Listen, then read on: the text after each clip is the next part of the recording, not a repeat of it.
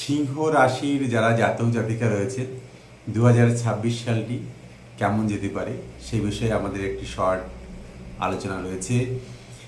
যারা সিংহ রাশির জাতক জাতিকা রয়েছেন, ড্রাইভ করেন বা বাড়ির বাইরে বের হতে হয়, অবশ্যই খুব সতর্কতা নিয়ে চলতে হবে। প্রথমে সাবধান বাণী দিয়ে শুরু করছি আপনাদের জন্য, কারণ আপনাদের দুর্ঘটনার একটি সম্ভাবনা রয়েছে এবং এই দুর্ঘটনা থেকে মাথায় বা মুখে আঘাত লাগতে পারে, কোনো কোনো ক্ষেত্রে কিন্তু কোমরেও আঘাত লাগার সম্ভাবনা রয়েছে। সুতরাং দুর্ঘটনা থেকে ভীষণভাবে সতর্ক থাকতে হবে।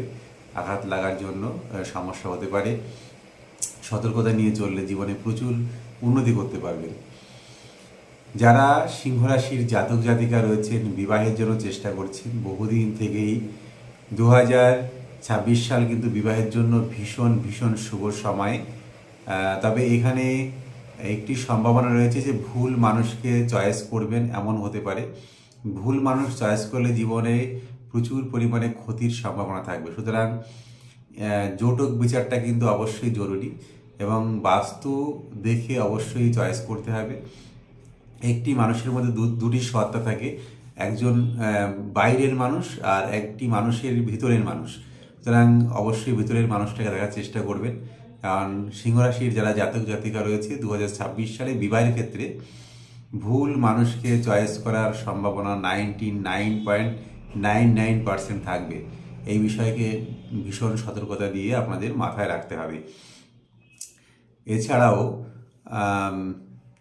প্রচুর অর্থ ব্যয়ের সম্ভাবনা থাকবে। যারা বিদেশ যাত্রার জন্য চেষ্টা করছেন, কর্মের জন্য বা এডুকেশনের জন্য, বিশেষ করে এডুকেশনের জন্য যারা বিদেশ যেতে চান, তাদের জন্য ভীষণ ভীষণ শুভ সময় 2026 সাল। সুতরাং বাইরে যাওয়ার জন্য চেষ্টা করতে পারেন। যারা কর্মের জন্য বাইরে যেতে চাইছেন, বহুদিন আটকে রয়েছেন, বাইরে যেতে পারছেন না, তাদের জন্য কিন্তু ভীষণ শুভ সময়। আরও একটি সতর্কবাণী রয়েছে, সিংহরাশির যারা জাতক জাতিকা রয়েছেন, ডিভোর্সের কেস চলছে বহুদিন থেকে। 2026 সাল কিন্তু ডিভোর্সের জন্য খুব সুইটেবল টাইম আপনাদের জন্য।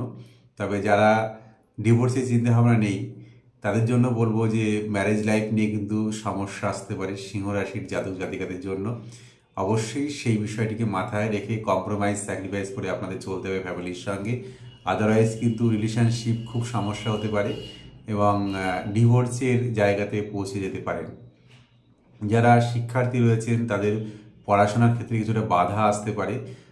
সুতরাং আগে থেকেই সম্ভব হলে কোনো অ্যাস্ট্রোলজারের সঙ্গে কনসাল্ট করে সেই বিষয়ে একটু গাইডলাইন নিতে পারেন, তাহলে এডুকেশনের জায়গাটিকে অবশ্যই ঠিক রাখতে পারবেন।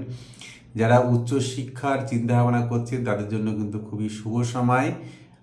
যাই হোক, মাধ্যমিক, উচ্চ মাধ্যমিক, নিট বা অন্য পরীক্ষাগুলো দেবেন, তাদের জন্য খুব শুভ সময়। এবং যারা ম্যানেজমেন্ট নিয়ে পড়াশোনা করবেন বা করতে চাইছেন বা করছেন, 2026 সাল কিন্তু আপনাদের জন্য খুব শুভ সময়। যারা টেকনিক্যাল এডুকেশন নিয়ে পড়াশোনা করছেন বা করতে চান, তাদের জন্য কিন্তু ভালো রেজাল্ট হওয়ার একটা ভালো সম্ভাবনা রয়েছে।